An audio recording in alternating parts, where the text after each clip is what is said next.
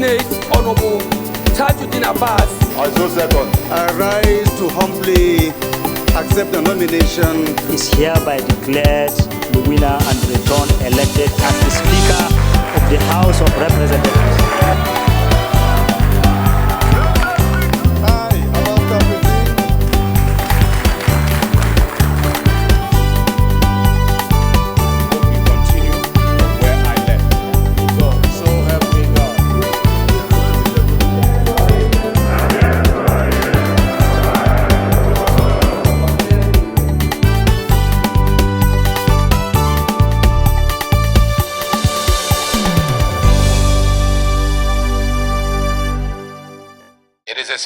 Estimated that over 60,000 people have been killed since 2001. Speaker Tajuddin Abbas raised alarm over persistent farmers-herders clash. This committee assures Nigerians that waiver is dead. And abuse of waivers for job placement by MDAs worries lawmakers. Plan to take stringent measures. You are on to House Tickets, a program that keeps you up to date on the activities of the House of Representatives, Federal Republic of Nigeria. My name is Dihelia Mamza, your regular anchor. In our lineup today, we have reports from several other committees of the House mandated to carry out various assignments, one of which was the other committee investigating the clashes between farmers and herders in some communities of Gombe State and other regions. The other committee investigating the utilization of ecological funds and other intervention funds of the Great Green Wall project also met with stakeholders, from where we will see representatives from the Central Bank of Nigeria, Office of the Accountant General, as well as the Director General of the National Agency for the Great Green Wall. Later on, we'll bring you a summary of the meeting between various stakeholders and the House Ad-hoc Cttee investigating Federal MDAs on employment racketeering and other related issues. All these engagements make up this week's package of House Tickets. Please stay tuned for details coming up shortly. Keep watching. I want to assure you today that I shall be just and fair to every one of you, irrespective of perceived differences.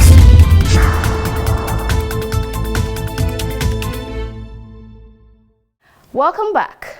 We begin with reports from the other committee investigating the clashes between farmers and herders in some communities of Gombe State and other regions, as well as the other committee investigating the utilization of ecological funds and other intervention funds of the Great Green Wall project.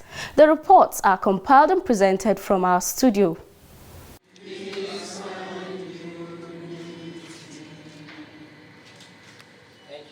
The Ad hoc Committee on the recurring annual clashes between farmers and herders in Yamal Tudeba of Gombe State and neighboring local government areas, including other regions of the country with similar incidences, was inaugurated by the Speaker, Tajuddin Abbas, ably represented by his deputy, Benjamin Kalu. View to finding lasting solution to recurring clashes. In his remarks, the Speaker said that the task before the committee is very critical and of utmost national importance as it directly affects both national and food security, a matter which he said has lingered for decades.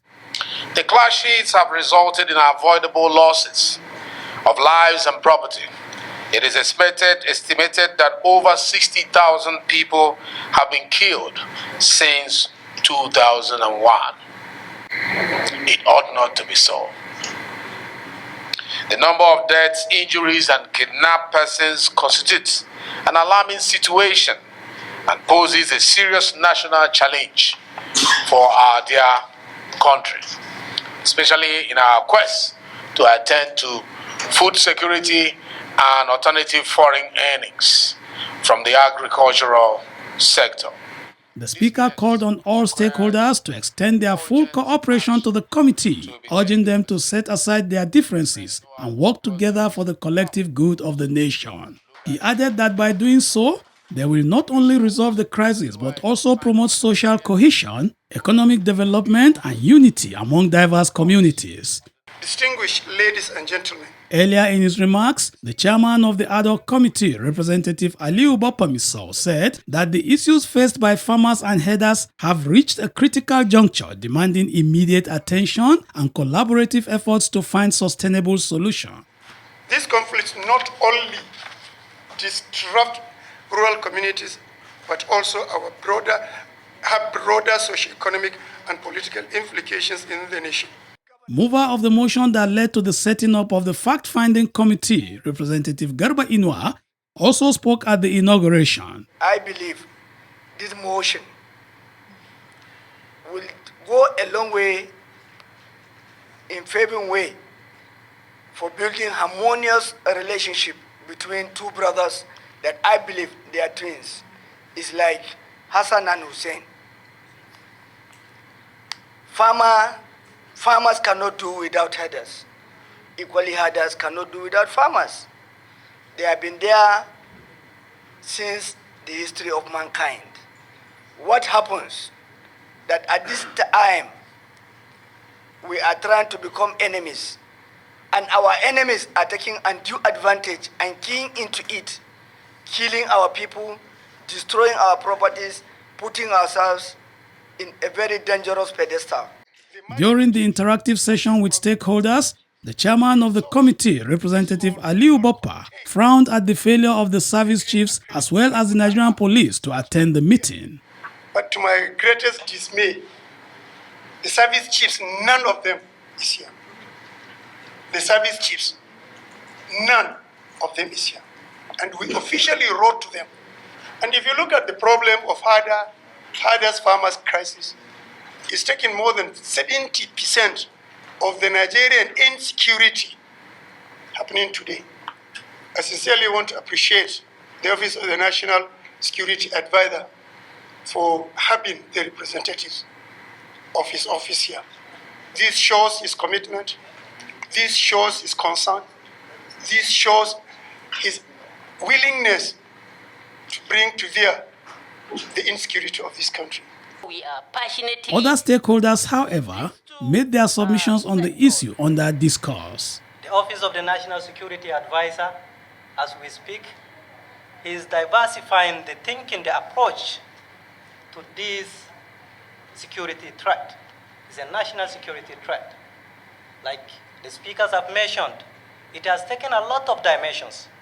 Where in some areas, religion and other ethnicity comes into play a significant role in curtailing this. We are trying to see how we can bring in new techniques, non-kinetic approach of dialogue and community engagement with all stakeholders that are involved. We need institutional reform. States to begin to find out who their crop farmers are and who their pastoralists and livestock farmers are, so that we can allot land, because these two sectors, the crop and the livestock sector, all need land. So if you are saying that the livestock sector is encroaching in the crop sector, that means that the livestock sector, you have not given it land.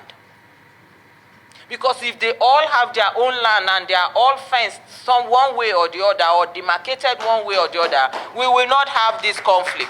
We are passionately appealing to this committee and to our esteemed members of the National Assembly, cup in hand, to kindly do the needful to make sure that we are considered, because we are even doubtful if we are considered as true Nigerians, because we are totally neglected, used, abused, and completely dumped.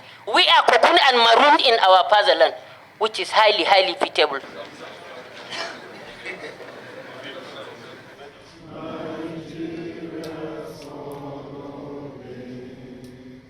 In another committee room, the ad hoc committee investigating the utilization of ecological funds released to the Great Green Wall was inaugurated by the Speaker, wherein he promised that the corruption and challenges affecting the execution of the Great Green Wall will be identified and exposed to guide the new administration in the continued implementation of the policy. The Speaker was represented by Representative Dixon Taki. The objectives of this investigative hearing are gather data to ensure the program is optimally implemented, identify challenges affecting the execution of the projects, to expose corruption, and to guide the new administration in the continued implementation of this policy, which is crucial to both the well-being and security of our nation. He then assured stakeholders that the investigative hearing was not for score settling, adding that the Parliament was only exercising its mandate as provided for by the 1999 Constitution as amended. To the official opening of this investigative hearing. Earlier, the chairman of the committee, Representative Ismail Haruna Dabo, in his remarks, said that in recent years, the country has witnessed a significant upsurge in natural environmental challenges such as land degradation, deforestation, desertification, and drought. He noted that the persistence of these challenges, despite funds put into the program from the federal government as well as international partners, necessitated the investigation. The ad hoc committee is resolute in undertaking this assignment in the interest of Nigerians. We are not here to scandalize any individual or organization, but only to ensure that public funds are utilized for the purpose they are meant for. We will not shy away from pointing fingers where necessary, not out of personal animosity, but simply in the national interest of our nation. Appearing before the committee was the Director General of the National Agency for the Great Green Wall, Yusuf Maina Bukar. He informed the committee that the 21 million trees that were planted in Kebbi, Sokoto, Zamfara, Katsina, Kano, Jigawa, Bauchi, Gombe, Adamawa, Yobe, and Borno states were vandalized, while others were swept by natural disasters. Strategy for effective implementation of planting 26 million trees. To effectively implement the phase 1, the sum of 2,499,969,750 was released, while in phase 2, that is in 2021, the sum of 7.317 billion from the Natural Resources Development Fund was released. And the agency sourced additional sum of 569 million from the Ecological Fund office. Yes. Totaling 7.9 billion for the purpose of planting 7 million trees in the year 2021. And in phase 3, the total sum of 8.698,50,699.1 kobo, yes, was released. We have 7 accounts open for Greenwall via a mandate received from OAGF, that's Accountant General of the Federation. For any MDA to open an account, they need to route it through OAGF, who will now authorize us to open that account. So, as I said, so far, we've opened 7 accounts for them. And out of that 7, only 1 is a mandate account with CBN, meaning that others have been operated using the e-channel created by CBN from the comfort of the office. So, but this 1 remaining have 4 signatories to that account. At any time they want to transact, they send us mandate either to debit or credit. Now, as a banker to government, and of course the MDAs, our role is just limited to that. Open account of debit or credit. Every other thing, they provide the details. We have no idea. From 2019 to 2023, we've released 19,377,726,506 naira 95 kobo. For capital releases, we have 11,028,033,863 naira. The committee observed conflicting reports submitted by the CBN. 2019, 2020, 2021, 22, and 2023. And we wrote a reminder to you that the report we need is from 2015, not from 2019. Yes, what we have. So, Madam, from from what you submitted, and when we compare it with the CBN report and the agency's report, the first report the agency gave us was the same report with your report. The same thing. When we got the CBN, it's a different report. And agency now gave us, before this hearing, they gave us a comprehensive report as well. But we don't have any report from you, comprehensive report, and we wrote to you again. But what we are seeing is different from the submissions that they make. So I will implore you to please do the needful. After the presentations and interactions, the committee resolved to embark on an on-the-spot assessment tour of all projects executed under the scheme to ascertain the claims by the agency. We need clarification on this. In your next, we need to see the documents in your next submission.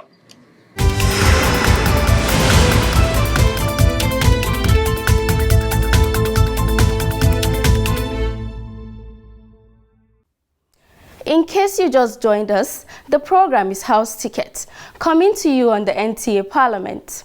The Ad hoc Committee investigating Federal MDAs on employment racketeering and gross mismanagement of personnel recruitment of the Integrated Payroll and Personnel Information System, IPPIS, continued its meetings last week as it took more submissions from the heads of agencies and parastatal of the federal government. For a summary of its sessions last week, let's take these reports as compiled and presented from our studio. So may I yield the floor for you to introduce yourself and members of your team. The committee in its hearing on Monday 27th August 2023 said it will recommend the abolition of waivers to bypass advertisement of employment opportunities.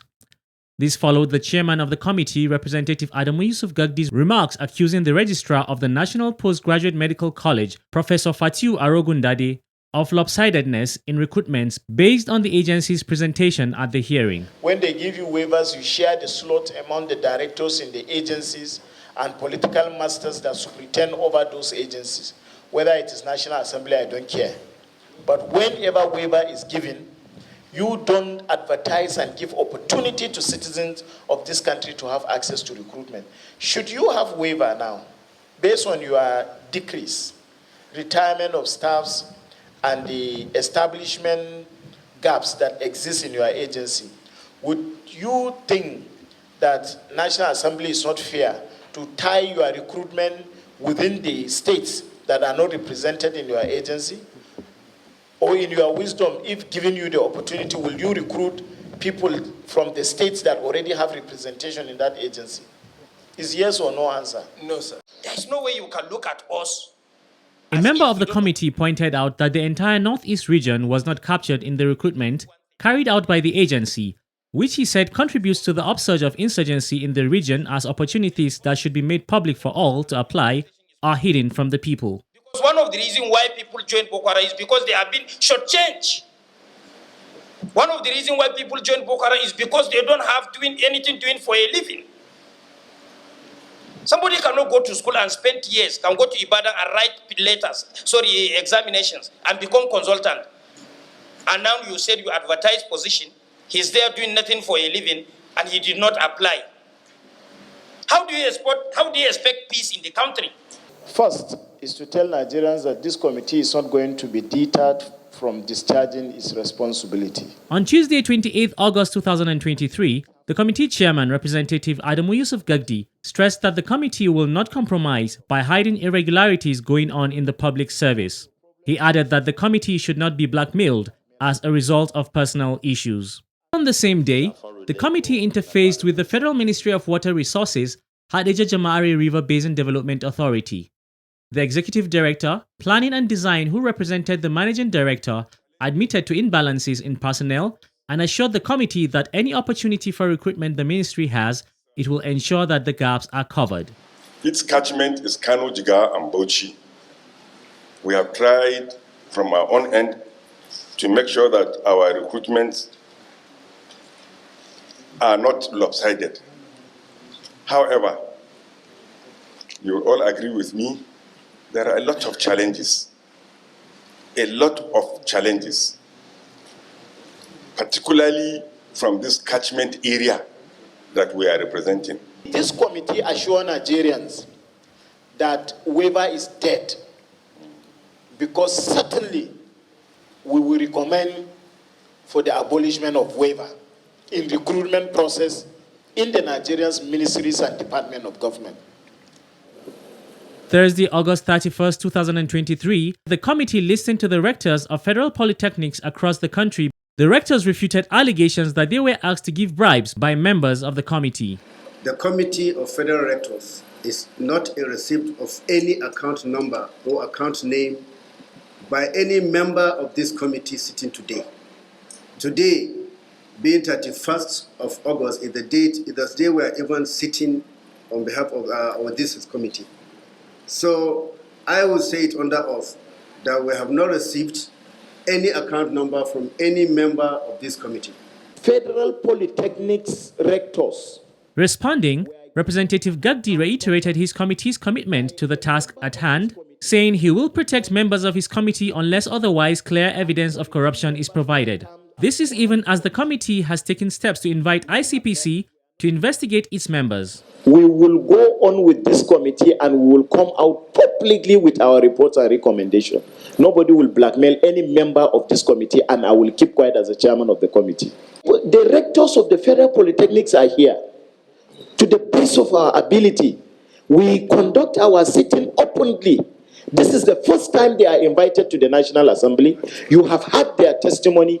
We ourselves are writing to investigating agency to investigate this matter. I have already written, yes, to ICPC to investigate that account number that is published by Premium Time. Yeah.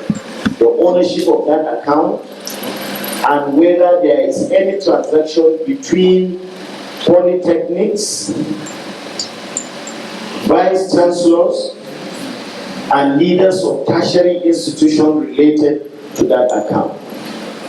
Because you cannot blackmail one of us or all of us by terming this committee a corrupt committee, simply because we are discovering irregularities, fraud between agencies of government that is being done with taxpayers' money.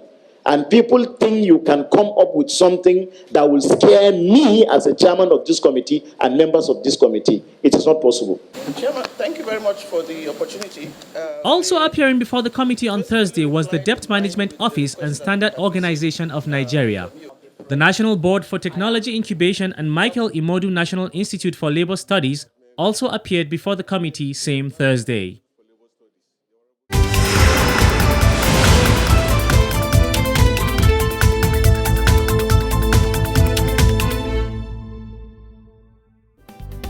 With this, we've come to the end of this week's package of house tickets. Keep a date with us next week for another edition of the program. You can catch up with our previous episodes of the program by following our social media handles currently showing on your screen. See you next week, and bye for now.